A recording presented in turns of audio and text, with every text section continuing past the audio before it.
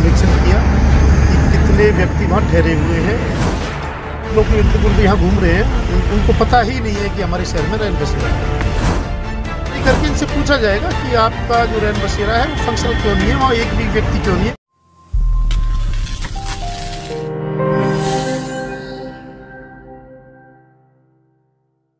जहां एक तरफ सरकार द्वारा इस कड़कड़ाती ठंड में दूर दराज के यात्रियों के ठहरने के लिए प्रदेश के हर शहर में रैन बसेरा खोले गए हैं ताकि कोई यात्री इस कड़कड़ाती ठंड में आराम के साथ रैन बसेरा के अंदर जाकर रुक सके, जिनके लिए सरकार की तरफ से अच्छा खासा बजट भी रैन बसेरों के लिए दिया गया है।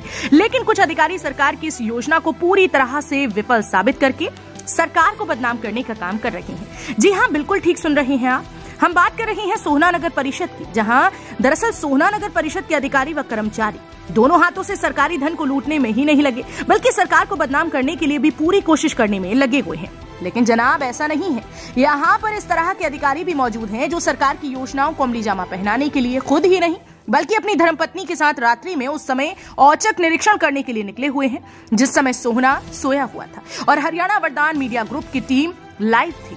हम बात कर रहे हैं सोहना के एसडीएम जितेंद्र गर्ग की, जिन पर हरियाणा वरदान चैनल की नजर अचानक उस समय पड़ी जिस समय एसडीएम साहब अपनी धर्मपत्नी के साथ रात में रैन बसेरों का औचक निरीक्षण करने के लिए गुरुग्राम से सोहना स्थित शहर के फव्वारा चौक पर बनी मुरारी धर्मशाला में नगर परिषद द्वारा बनाए गए रैन बसेरे का औचक निरीक्षण कर रहे थे और वहां पर मौजूद नगर परिषद के कर्मचारी से रजिस्टर चेक करने के बाद उसको लताड़ लगा रहे थे। दरअसल हरियाणा वरदान की रात्रि टीम उस समय लाइव थी और नववर्ष 2023 को लेकर पुलिस कमिश्नर महोदया द्वारा जारी की गई गाइडलाइन की हकीकत जानने के लिए फील्ड में उतरी हुई थी। लेकिन जैसे ही अचानक एसडीएम साहब की गाड़ी नगर परिषद द्वारा बनाए गए रैन बसेरा के सामने आकर रुकी तो हमारी टीम भी तुरंत मौके पर पहुंच गई, जहां पर एसडीएम साहब अपनी धर्मपत्नी के साथ रैन बसेरे के हालातों को देख रहे थे और वहां पर मौजूद नगर परिषद के कर्मचारी को जमकर लताड़ भी लगा रहे थे। आज हमने जो यहाँ रैन बसेरा बनाया हुआ है हमारा अग्रवाल धर्मशाला में, उसका निरीक्षण किया कि कितने व्यक्ति वहाँ ठहरे हुए हैं या अथवा वो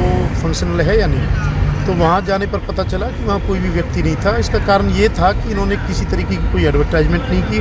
हमें बस स्टैंड पे आके मैंने देखा कोई फ्लैक्स नहीं है कि रैन बसेरे के लिए कि किसी को कुछ पता नहीं है। तो वहाँ जो अमित कुमार इंचार्ज है उस पर निश्चित रूप से हम कार्रवाई करेंगे।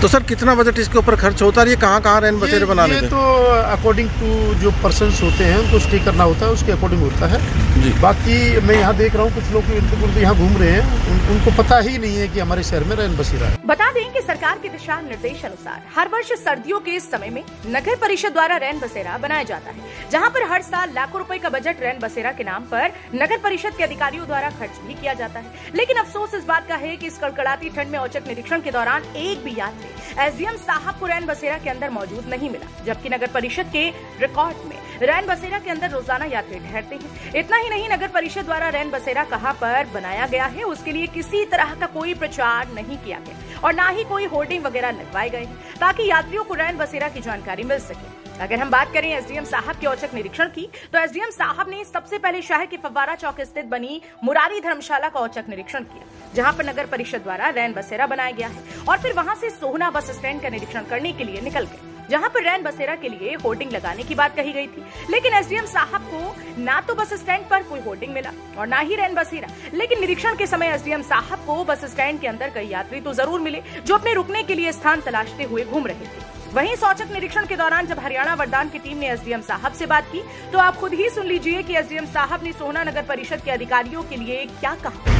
तो सर बस स्टैंड पे बनाने की बात थी रैन बसेरा यहाँ पे? हाँ, अगर वहाँ हमारा उसमें जगह अवेलेबल नहीं होती तो यहाँ भी बनाते, पर वही पूरा खाली है तो इट मीन्स कि यहाँ कोई रेलिवेंस ही नहीं है। बाकी अब मैं निरीक्षण करता रहूँगा, जहाँ जैसी जरूरत हो वहाँ दोबारा अगर यहाँ भी बनाया जाएगा अगर जरूरत हो। तो किस तरह की कार्रवाई इनके ऊपर लाई जाएगी? बिल्कुल, इनको शोकत जारी करके इनसे पूछा जाएगा कि आपका जो रैन बसेरा है वो फंक्शनल क्यों नहीं है, वहाँ एक भी व्यक्ति क्यों नहीं है। क्योंकि बस स्टैंड पे मैं देख रहा हूँ यहाँ व्यक्ति रुकने के लिए यहाँ अपनी जगह देख रहा है, उनको जगह नहीं मिल पाती।